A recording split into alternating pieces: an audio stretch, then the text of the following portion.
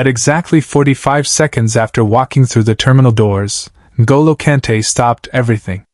July 2025. Sabiha Gökçen Airport, Istanbul.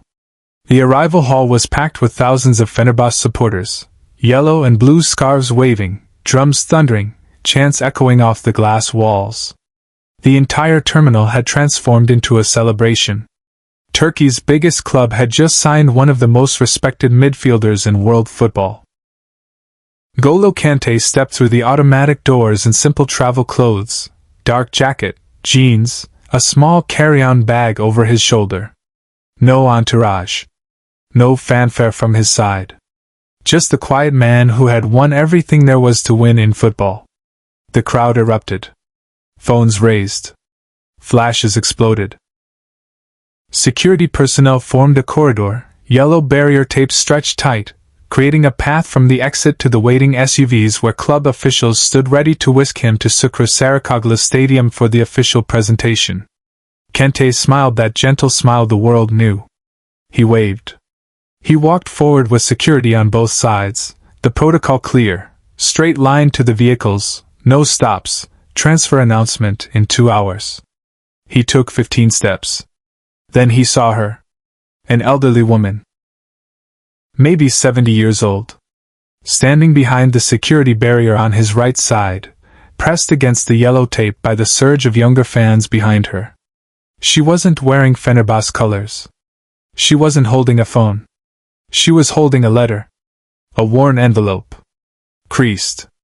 The kind that had been carried in a pocket for a long time. Her hands were trembling. She wasn't trying to get his attention. She wasn't shouting his name like everyone else. She was just standing there, clutching that letter, tears running down her weathered face. Kanté's stride broke. His head turned fully toward her. The security guard beside him kept walking, not noticing. The crowd noise continued. The protocol continued. But N'Golo Kanté stopped. Kanté didn't raise his voice. He didn't have to. He raised his hand, the gesture athletes used to signal substitution, to pause play. The nearest security guard turned back, confused. Kanté was pointing at the elderly woman. "Please," Kanté said in English, his voice quiet but firm. "I need to speak with her." The security chief, a large man named Mehmet who had handled 100 high-profile arrivals, shook his head. "Mr. Kanté, we have schedule. President is waiting. Media is ready. We cannot stop." Kanté looked at Mehmet. Not with anger. Not with celebrity entitlement. Just with that steady gaze that his teammates in France, Leicester, and Chelsea had learned meant he had made a decision and nothing would change it. "I need to speak with her," Kanté repeated. "Please move the barrier." Mehmet glanced at his supervisor. The supervisor glanced at the club official. 3,000 people were watching. The moment was stretching. Someone had to make a call. Kanté didn't wait for permission. He stepped toward the barrier himself, hands reaching for the yellow tape. The security instinctively moved to stop him. You don't let VIPs break protocol. You don't let them into uncontrolled crowd areas. Insurance doesn't cover it. Liability doesn't cover it. But there was something in the way Kanté moved. Not aggressive. Not demanding.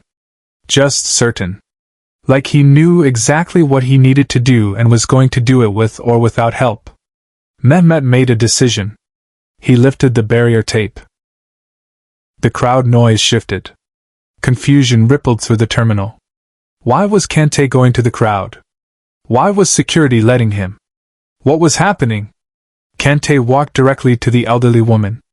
She looked up at him with wide eyes like she couldn't believe he was real, like she thought she might be dreaming. "Hello?" Kanté said softly in English. "You have a letter?" The woman's lips moved but no sound came out. Her hands, still clutching the envelope, shook harder.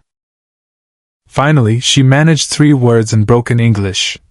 My grandson." Kanté understood immediately. He'd seen this before. The letters. The requests. The desperate hopes that somehow a famous footballer might read words written by someone invisible to the world. "May I?" he asked, gesturing to the envelope. She handed it to him like it was made of glass. Kanté opened it carefully. Inside was a single sheet of paper, handwritten in Turkish, and a photograph. The photo showed a young boy, maybe 8 years old, in a hospital bed. Thin. Pale. Fighting something terrible. Even though Kanté couldn't read Turkish, he understood the language of hospital photographs. The language of grandmother's trembling hands. The language of hope running out. Away from the cameras, Kanté made a choice no one expected. He looked at the grandmother. "What is his name?" "Emir," she whispered. "He is very sick. Doctors say." She couldn't finish. Tears streamed down her face. Kanté folded the letter carefully and put it in his jacket pocket. Not in his bag. Not handed back. In his pocket. Against his chest. "Where is he?" Kanté asked. "Children's Hospital. Acıbadem. He watched you on television. Every match. He say you are his hero because you—" She searched for the English words. "Because you fight but never angry. Because you help but never—" She gestured, frustrated at the language barrier. "Because he doesn't show off." Someone in the crowd translated quietly. Kanté nodded slowly. He reached into his bag and pulled out his phone. He turned to Mehmet. "I need someone to take me to Acıbadem Children's Hospital." Mehmet's eyes widened. "Mr. Kanté, this is not possible. The club president is waiting. Media is scheduled. Contract signing is—" "After," Kanté interrupted gently. "We go to hospital first. Then press conference. Please arrange it. The club will not allow." "Then I will take a taxi," Kanté said simply. "But I will go. Today. Now." The club official who had been standing by the SUVs had pushed through the crowd. His face was red. "Mr. Kanté, you cannot change the schedule. We have contractual obligations. Media is already—" Kanté turned to him with that same steady gaze. "I apologize for the inconvenience. But there is a child in a hospital who needs to know someone remembers him. The press conference can wait 1 hour. The contract will still be signed. But if I go to that stadium before I go to that hospital, I will not be able to focus. Do you understand?" The official opened his mouth to argue. Then closed it. Something in Kanté's tone wasn't negotiable. This wasn't a diva demand. This wasn't ego. This was something else entirely. The official pulled out his phone and made a call. Rapid Turkish. Frustrated tones. Then a long pause. Then one word. Tamam. He looked at Kanté. 1 hour. Hospital visit. Then you come directly to stadium. Agreed? Agreed, Kanté said. He turned back to the grandmother. What is your name? Ice. Mrs. Ice, I am going to see Emir now. Would you like to come with me? The grandmother's legs nearly gave out. 2 younger women, her daughters perhaps, caught her from behind. One of them spoke better English. She cannot believe. She stand here 3 hours hoping only that you might see the letter. She never think. I saw it, Kanté said simply. Now I will meet him. Subscribe and leave a comment, because the most important part of this story is still unfolding. The convoy that left Sabiha Gökçen Airport 15 minutes later wasn't what anyone had planned. 2 SUVs instead of going to Şükrü Saracoğlu Stadium went to Acıbadem Maslak Children's Hospital. In the second vehicle, N'Golo Kanté sat with grandmother Ice, who still couldn't quite process what was happening. At the hospital, the administrative staff was caught completely off guard. No warning. No preparation. Just security calling up saying, N'Golo Kanté is here to visit a patient named Emir. Nurses scrambled. Doctors were summoned. The pediatric oncology ward on the 4th floor suddenly had the most famous footballer in Turkey walking through its doors. Emir's room was at the end of the hall. Room 412. The boy was asleep when they arrived. Sedated from the morning's treatment, the nurse explained quietly. He'd had a difficult night. Kanté stood at the doorway, looking at the small figure in the hospital bed. The same boy from the photograph, but smaller now, more fragile. Machines beeped softly. A drip ran into his thin arm. A breathing tube ran under his nose. "Can I sit with him?" Kanté asked. Kanté reached into his pocket and pulled out a blue wristband, the kind players wear during matches. He had worn it during the Champions League final. "This is for you. When the treatment is difficult, when you are scared, you look at this and remember, we are fighting together." He slipped it onto Emir's thin wrist. The boy stared at it like it was made of gold. Kanté stood, kissed the top of Emir's head, and walked to the door. He turned back once. "I will see you again, warrior." 40 minutes later, N'Golo Kanté walked onto the Sucre Saracoglu Stadium pitch. The crowd of 60,000 roared. Reporters asked why he was late. He smiled and said nothing. Share and subscribe. Some stories deserve to be remembered. 3 months later, Emir walked out of the hospital cancer-free, still wearing that blue wristband. He carried the letter his grandmother had given Kanté, now signed on the back.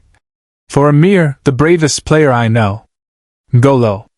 On the pitch, during every home match, Kanté touches his left wrist before kickoff.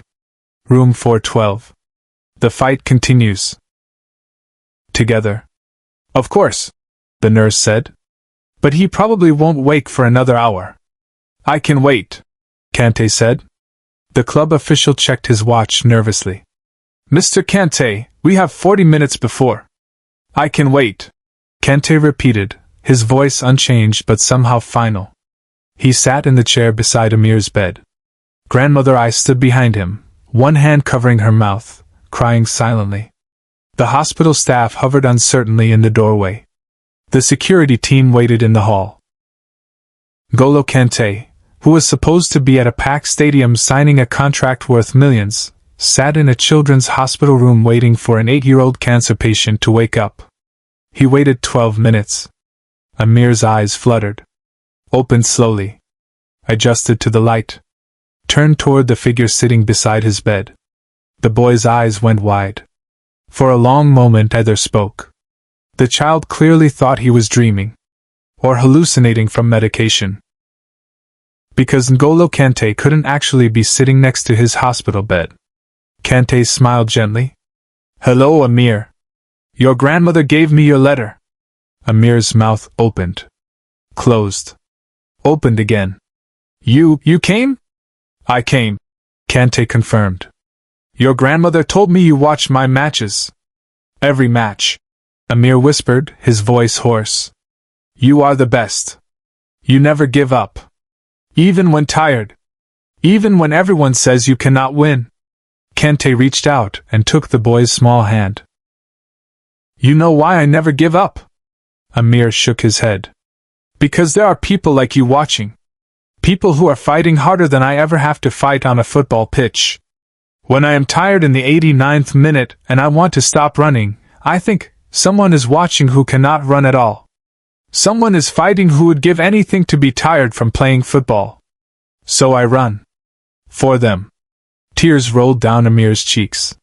"You run for people like me?" "Always," Kanté said.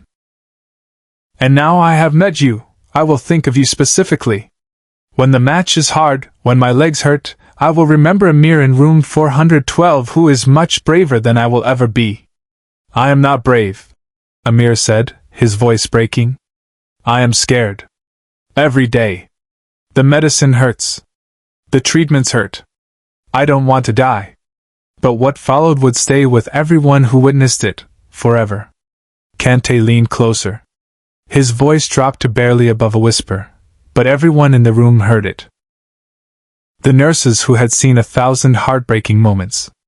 The grandmother who had carried that letter for weeks waiting for an impossible chance. The security team who had simply been doing a job. "Listen to me, Emir," Kanté said. "Being brave is not about not being scared.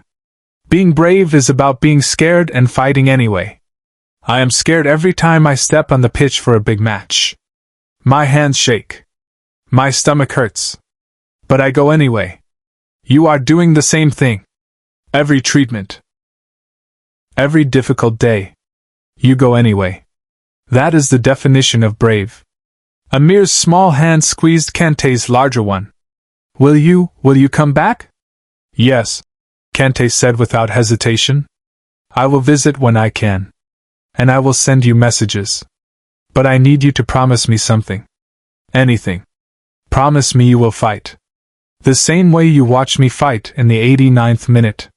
Promise me that when the doctors say the treatment is hard, you will think, Kanté is running for me. I must run too. I promise, Emir whispered. Kanté reached into his pocket and pulled out a blue wristband, the kind players wear during matches. He had worn it during the Champions League final. This is for you. When the treatment is difficult, when you are scared, you look at this and remember, we are fighting together. He slipped it onto Emir's thin wrist. The boy stared at it like it was made of gold. Kanté stood, kissed the top of Emir's head, and walked to the door. He turned back once. I will see you again, warrior.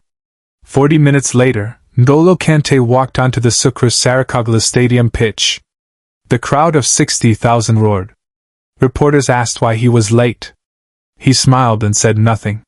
Share and subscribe, some stories deserve to be remembered. 3 months later, Emir walked out of the hospital cancer-free, still wearing that blue wristband. He carried the letter his grandmother had given Kanté, now signed on the back. For Emir, the bravest player I know. N'Golo. On the pitch, during every home match, Kanté touches his left wrist before kickoff. Room 412. The fight continues. Together.